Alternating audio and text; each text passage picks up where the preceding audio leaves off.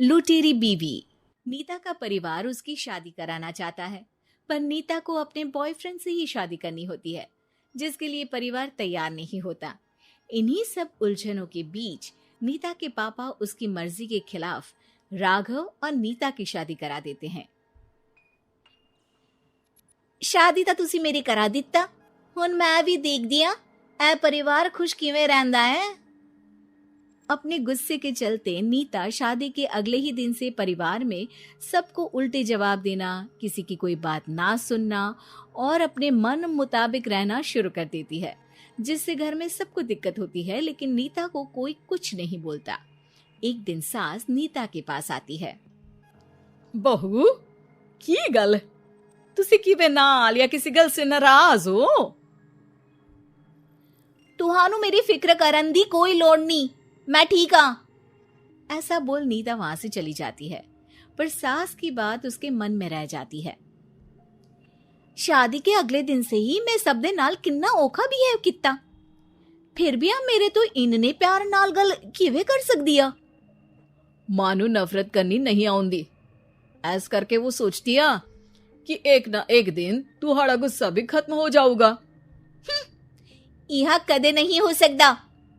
इससे पहले राघव कुछ बोलता, नीता का मोबाइल बजने लगता है, जिस पर राघव वहां से चला जाता है और नीता फोन पर बात करने लगती है।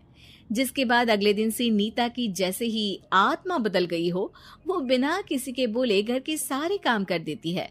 उसकी ऐसी काया पलट देख राघव और उसकी माँ हैरान रह जाते हैं। बहू तबियत शबियत ता ठीक सी?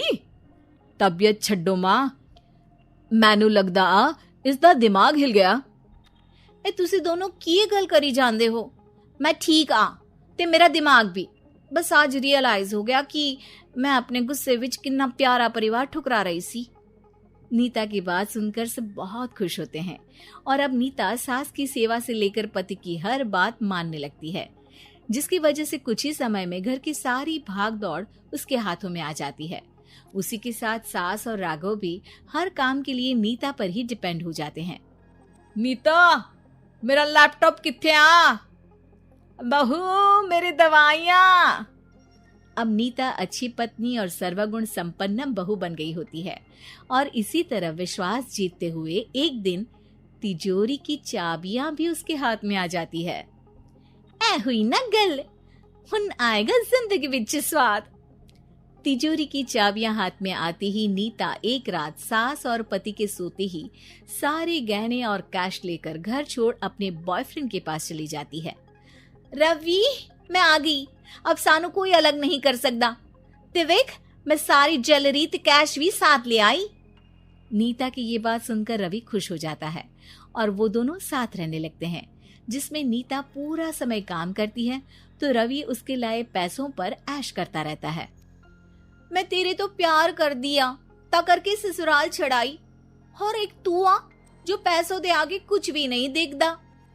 ओ महारानी अपने काम तो काम रख, मेरे ते जुबान लड़ान दी जरूरत नहीं, वरना इस घर तो बाहर कर देना है। ऐ मेरा घरा तेरा ससुराल नहीं, जीवे मन किया रहली इथे रहन लाई, हाथ चला जुबान नहीं।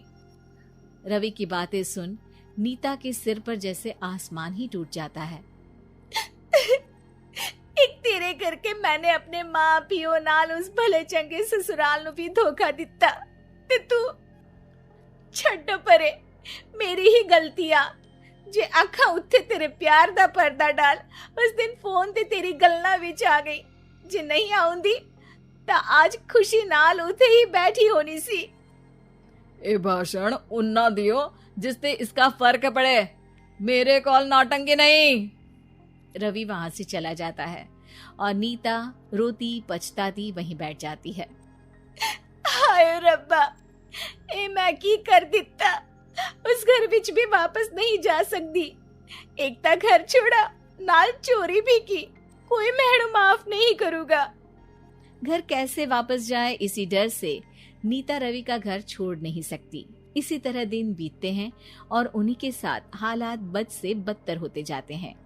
अब रवि पैसों और अपनी मनमानी के लिए नीता के साथ मारपीट भी शुरू कर देता है, जिससे परेशान होकर एक दिन नीता उसे छोड़ अपने ससुराल वापस आ जाती है, जिसे वहां देख राघव गुस्से से लाल हो जाता है।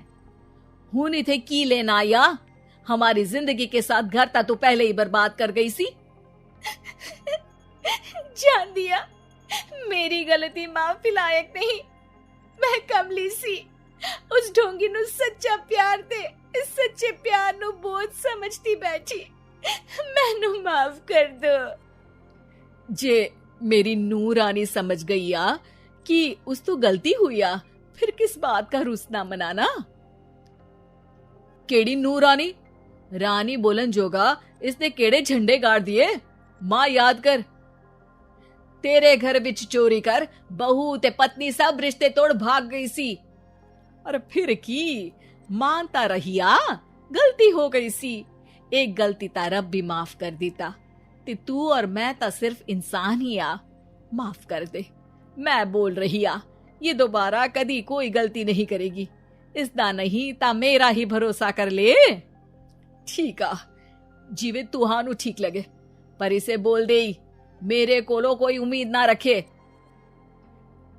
तुसी जीवे कहोगे। अब सास हर रोज राघव को मनाने की कोई ना कोई नई तिकड़म बताकर नीता को उसके पास भेजती रहती है, जिससे कुछ समय बाद नीता का पछतावा और कोशिशें देखकर राघव भी उसे माफ कर देता है।